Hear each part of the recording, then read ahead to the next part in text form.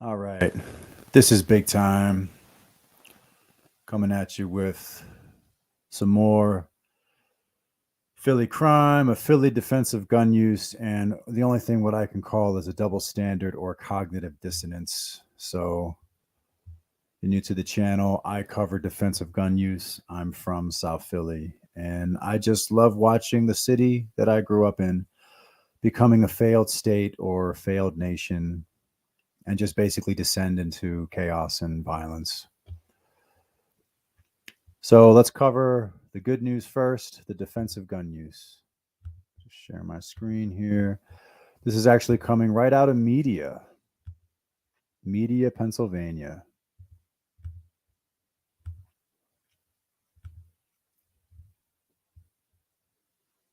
Police say he was willing to drive out to the in a silver Chevy Malibu. So here's the deal. This guy was in a home invasion where he shot two people. Before that, I believe he carjacked somebody. Then he robbed a gas station at gunpoint. And then he went to this convenience store. And you'll see. Almost 2 hours later, he attempted an armed robbery at a mini mart on the 6700 block of Ogons Avenue. NBC. So there he is. He comes in, pushes this guy out the way, got the gun in his left hand. 10's Randy Joenhall, live for us in Delaware County. That is the latest on the search for the suspect. Randy. For ourselves, and next thing you know, we're just trying to make money, to provide for ourselves, and next thing you know, our life is in danger. So I'm working a job. I'm working the overnight shift, which is a shitty shift, just trying to provide for my family. And this domestic terrorist comes in, and I did what I had to do to defend my life. Good for you, brother. Here's your defensive gun. What you do? Look at the back. You give me the money. Right there. See? So let's not downplay this. I support what this guy did. Pennsylvania Castle Doctrine extends to your business. He took a shot at this guy, and he probably ducked for cover. I don't blame him. What he did took great bravery. Let's not downplay it. For all the fucking Rambos in the comments. Oh, I would have mag dumped. I would have. Look, probably never shot anybody before. This guy risked his life. And this was enough to get this guy to run out of the store. So this guy was able to walk away, defended his business. Good for him. with a license to carry, the owner of that store protecting his family shop in West Oak Lane, as police say the suspect, 22-year-old Zaki Austin, tried to rob the place. And this guy was just recently found, I believe, yesterday. He was caught, so thank God his crime spree is over. You know, another, just another victim of redlining, right? I'm sure he was, this was going to be his last robbery before he worked for NASA. And then anyway, I saw a story I wanted to talk to, or I wanted to share. And let me see if I can bring up the story. So it's from the Daily COS. Let me see if I can pull it up here. Give me a second.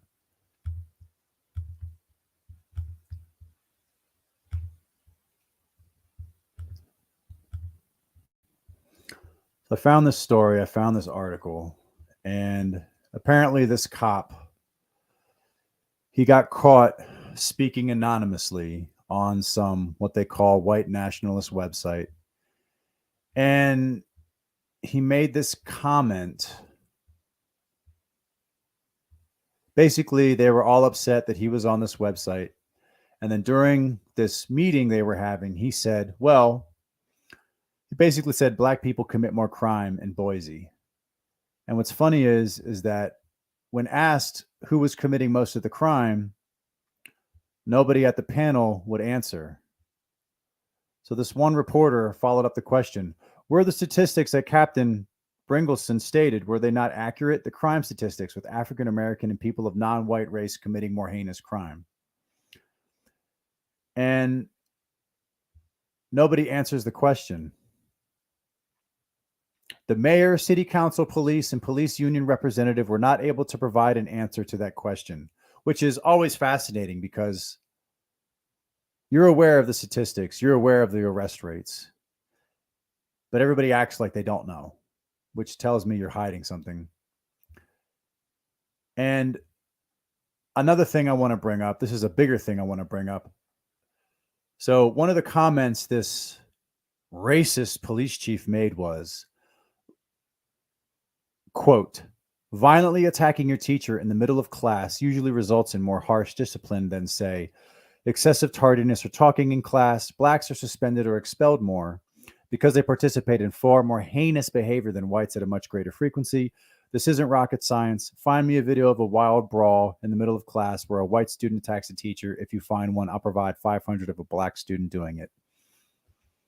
He also says they cannot assimilate into any civilized environment. I can't believe anyone would willingly teach in a chocolate school. And then the reporter says there are no reliable statistics of any kind. Anyone studying interracial crime statistics would be able to enumerate. Okay.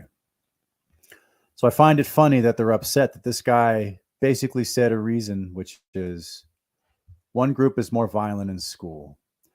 Now, as a comparison, what I'm going to do is I can't really show kids in school fighting because that would get this channel, I would get a strike or my channel would just get nuked on YouTube.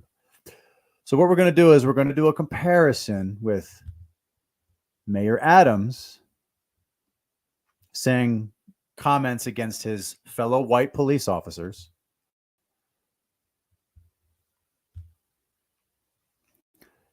And the idea is nobody was screaming for him to resign. Nobody's saying he had to step down.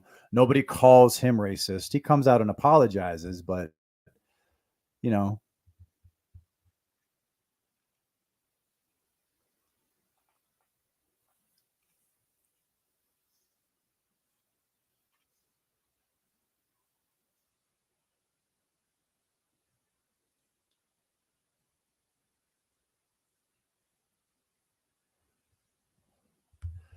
and look, here's the deal.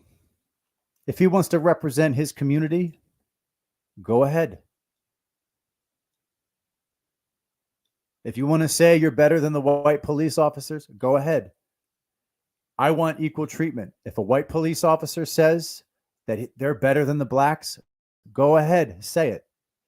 And if the white police officer says that, well, you're committing more crime, can we see the statistics? Why is that a problem? Can we please see the statistics? So here's my thing. One more article here. And this is what I'm going to call the cognitive dissonance. What I'm going to do is I'm going to show you this article of state funding being used in Pennsylvania for Temple University.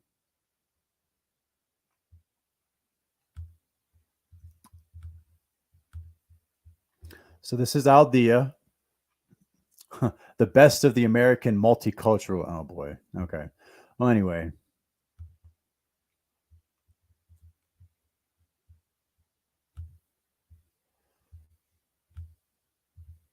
We have a very, I guess you could say, diverse panel here. This is at Temple University. They are, you know, Temple is in North Philly. I see a lot of black representation. Okay, that's fine. So they just opened the Center for Anti-Racism Research. This is November 14th, $1.3 million for an anti-racism research. I'm not going to read the whole thing. I can't say this guy's name. Asante. He's a professor in Africology and African American studies. The biggest inspiration for the center was the murder of George Floyd in 2020. He reached out to the university, which wasn't being active, and proposed a change. Do the work.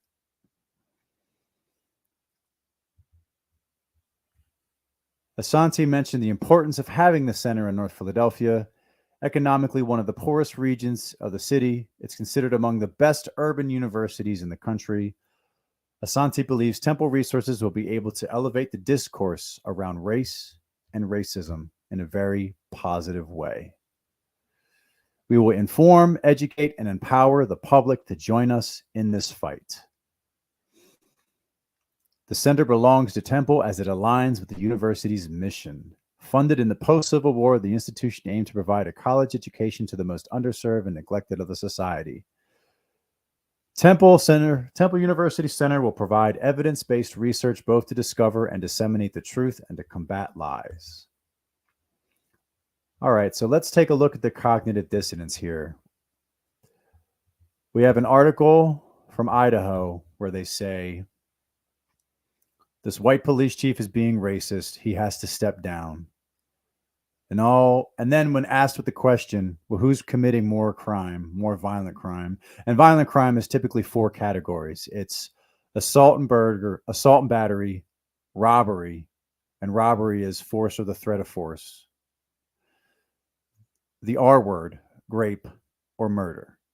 And when nobody can answer the question, when none of the police representatives can just pull out their arrest records and say, here are the crimes, here are the stats, here are the people being arrested, I smell bullshit. Then I show you an article of Temple University getting $1.3, $1.4 million for state funding to create an anti-racism research center. Evidence-based research. All right. I can't show high school fights because, again, that'll get my channel taken down. What I'm going to show is I'm just going to show one community committing crimes against college students. And just tell me what you see. Just tell me what you see. Let's go.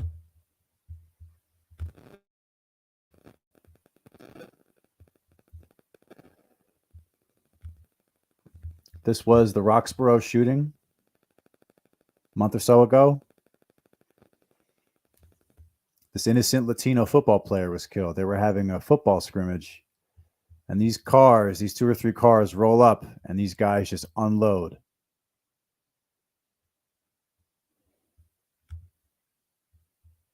I don't really see the need of committing an act of domestic terrorism against football players, but hey, you know, what do I know? So that's one. All right, let's hit another one.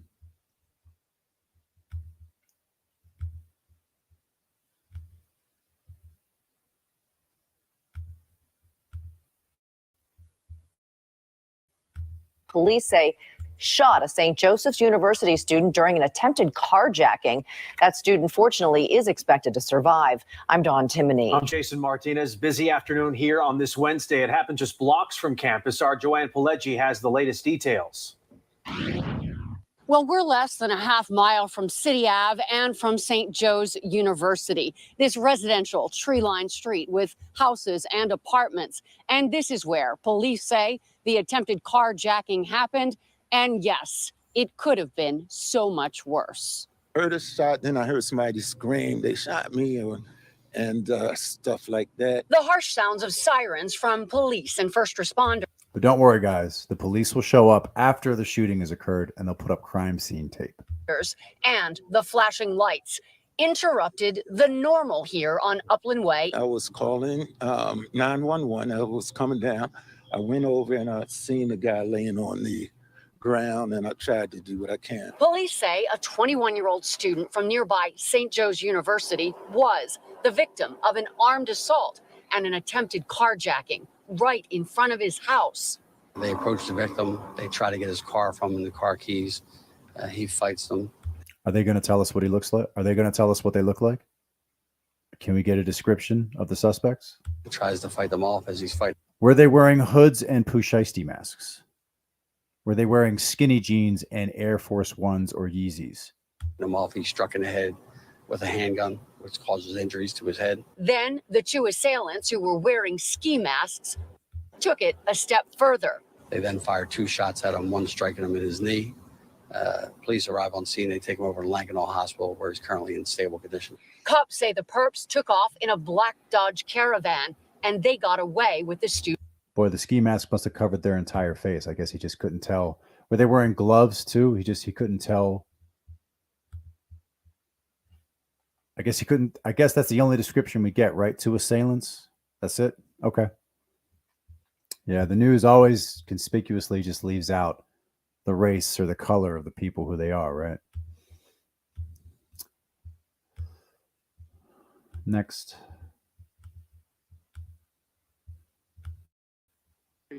It's obvious, and they're not afraid. It's a terrifying trend. Armed thieves strike again near Temple University's campus. Now police are trying to figure out if the same suspects are behind a series of frightening home invasions. This is Eyewitness News at 6, and we continue to stream live on CBS News. Yeah. Okay. So we all know why Temple students and St. Joe's students and Drexel students are being attacked. It's because colleges, for some reason, believe that they're maybe a foreign land, a magical land, a utopia where no crime exists. Except when we finally get to the picture of the suspects, let's just, nobody cares. Philadelphia police want you to take a good look at these. There. Okay. Who is this? Who is this? Pusheisty mask, hoods. Who is this? Suspects believed to be involved in a November 11th home invasion near Temple University that has similarities to another home invasion that happened this morning. So they're robbing college students because they know at the colleges the students for some reason are not allowed to carry. I don't really understand how that works.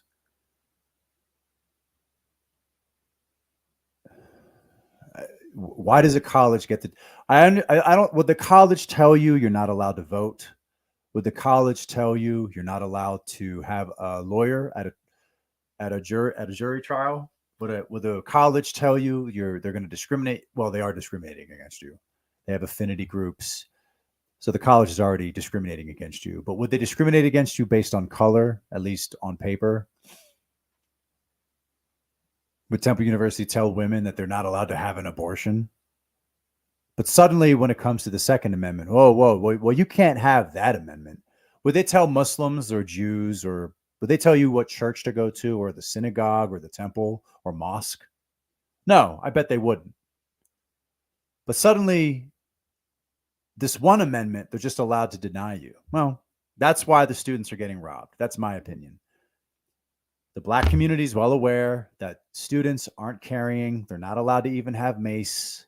They can be kicked out of school for having mace or anything, and you're easy targets. All right, next.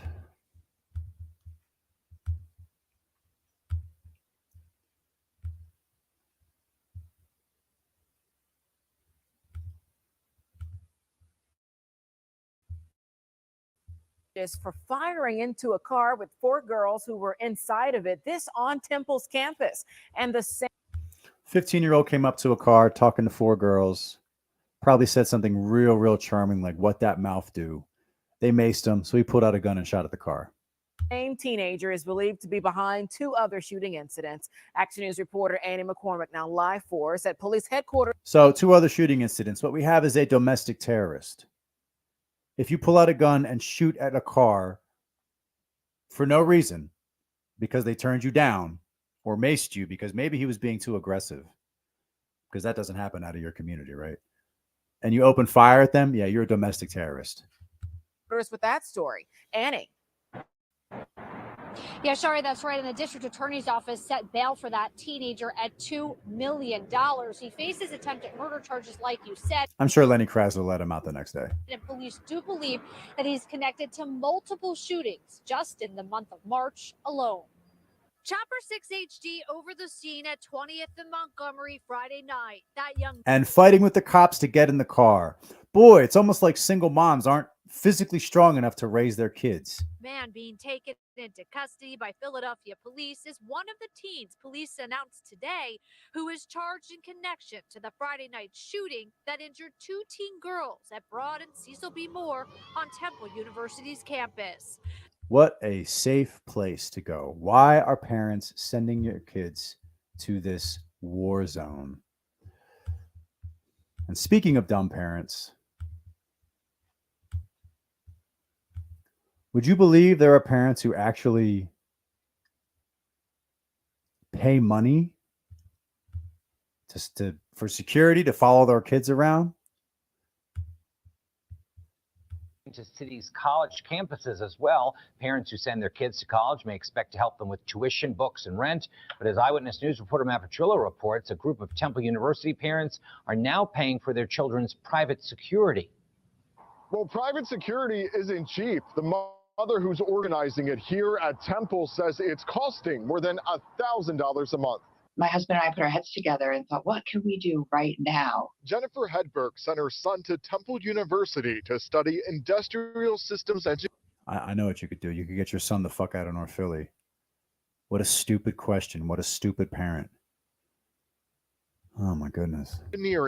But she says fears of her son's safety have grown since another student, Sam Collington, was shot and killed near campus last year. He has definitely felt an increase in anxiety and stress about safety. Wow, really? All right. So you saw that story. So she's a dumb person. She's a dumb woman. She's a dumb mom. You're failing your kids. So this kid right here was shot and killed. So let's just go to that story.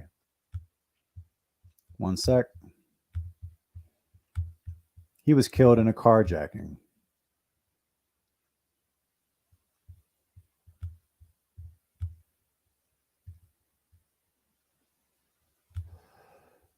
Give me 1 second, just trying to find that.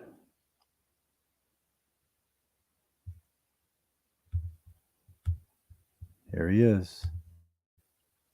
We begin tonight with an arrest in the murder of a Temple University student. NBC 10 has learned that the 17-year-old wanted in that deadly shooting has now turned himself What? No way. I thought it would have been an Asian. into police. You're watching NBC 10 News at 11. I'm Jim Rosenfield. I'm Jacqueline London. News of the arrest of Lateef Williams comes about 12 hours after Lateef. Okay. police named the teenager a suspect in Sunday's shooting death of Sam Collington. NBC 10's Matt DeLucia is live. But was he on his way to college? Was he on his way to church? Was he on his way to dental school? Was this his last carjacking? Was he trying to be a rapper? Live on Temple's campus talking with students about the arrest and new safety measures on campus. Matt. The safety measures would be not to go to Temple. Yeah, Jackie and Jim, Lateef Williams walked into the homicide unit earlier this evening. I spoke with his attorney who told me that Lateef was cooperative upon learning of his arrest warrant. And tonight, Temple students that we spoke with say they are relieved, but still a bit concerned about safety. It's definitely a tragedy that's affecting us all. Temple students on campus. Oh, yes, yes. Oh, it's a tragedy that's affecting you, right? You're alive, bitch. That other kid's dead. I think he's been a little more affected. Oh my gosh. That's right. Somehow we made it about you. Unbelievable. Unbelievable. I got one or two more. Not going to be a long stream. Just wanted to just wanted to show. Here's one. That's right. I just can't believe that the black community would be violent in a high school or middle school. Guys, we can't believe that at all. There's no statistics anywhere. There's no proof. We have.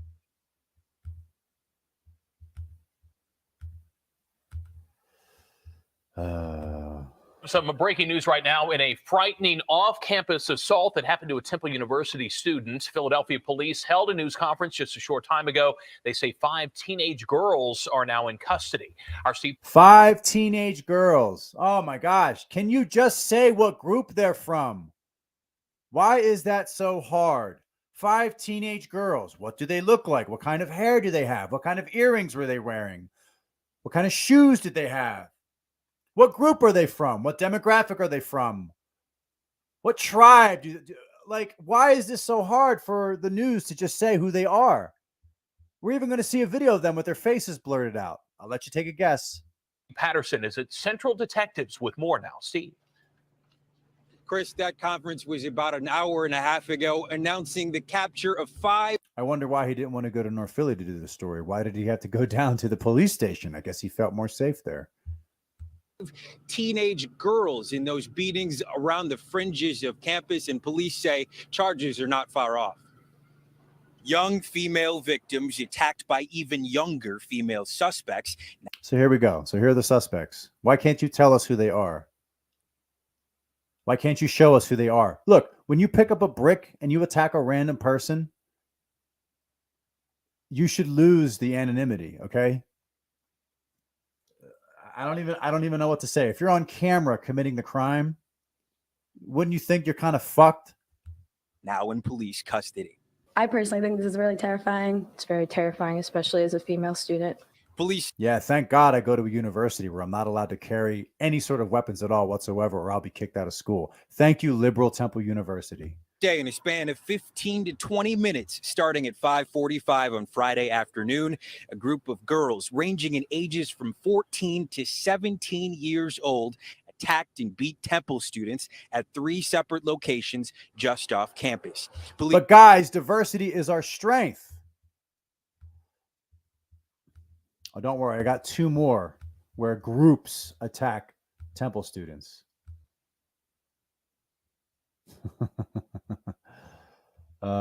Here's one. Diversity is our strength, guys.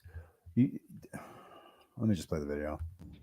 Mob attacks students and cops near Philadelphia's Temple University.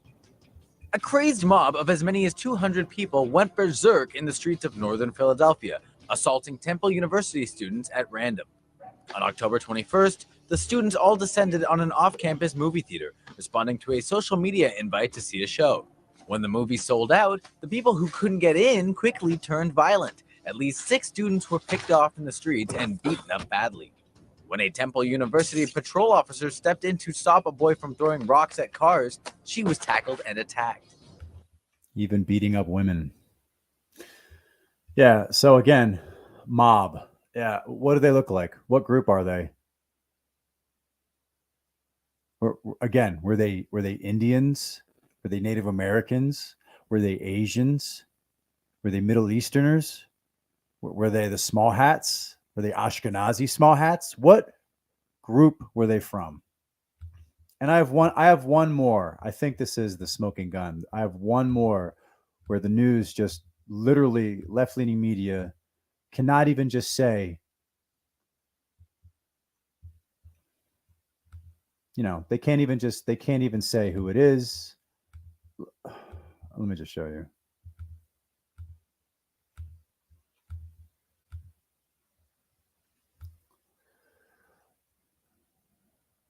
So they attack this kid, break his leg, and then you'll never believe where they went.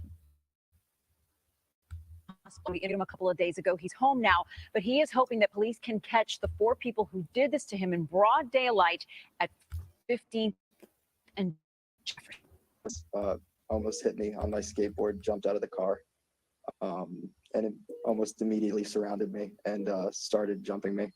I didn't really stand much chance against 4 people. 4 people. 4 men seen here 4 men. 4 people. 4 men. on police crime. Okay, maybe. Okay, they're wearing masks and a hat and hoods. Yeah, okay, maybe. But it gets better. Cameras broke his leg. So they almost hit him in a car. He's on a skateboard. They get out of the car. They break his leg and break his ankle. Diversity is our strength. But don't worry, guys. He goes to Temple. He's not allowed to carry. And honestly, really, you should have just given him your skateboard. And you should have given them your clothes. And really, guys, they're the ones that are oppressed, guys. Really, they are. This guy is just getting such a good taste of diversity. Well, you've never been beaten up before? Well, like Sadiq Khan says, terrorist attacks are just part and parcel of living in the big city, right, guys? Leg shattered his ankle. Honestly, I thought I was going to die at that point. And just left him there. Robbed him and spent his money. The first stop was Popeyes. Just a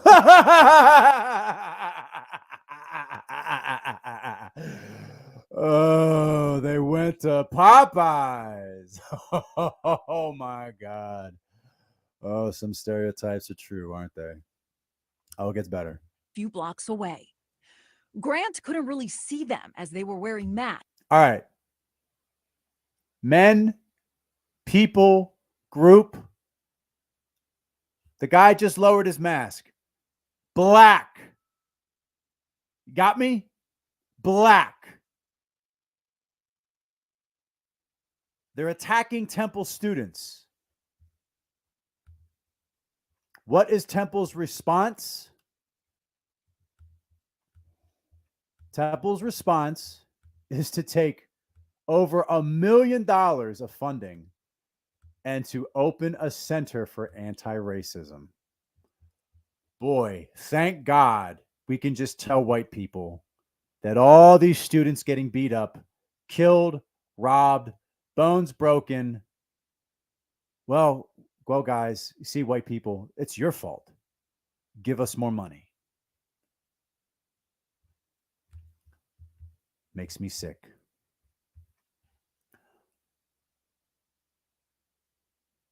So, long story short, I'll try to find some high school statistics to follow up on that story. But if someone's even going to try to say that it's not true that the black community is more violent in high school or middle school, that's a lie. I just showed you 8-10 videos of them attacking Temple students, right? I can find Drexel and Penn students too, don't worry. It's just unbelievable. I mean, you see it with your own eyes. Do I need to be a statistician? Is that going to be your appeal to authority? Unbelievable. So anyway, I'm big time.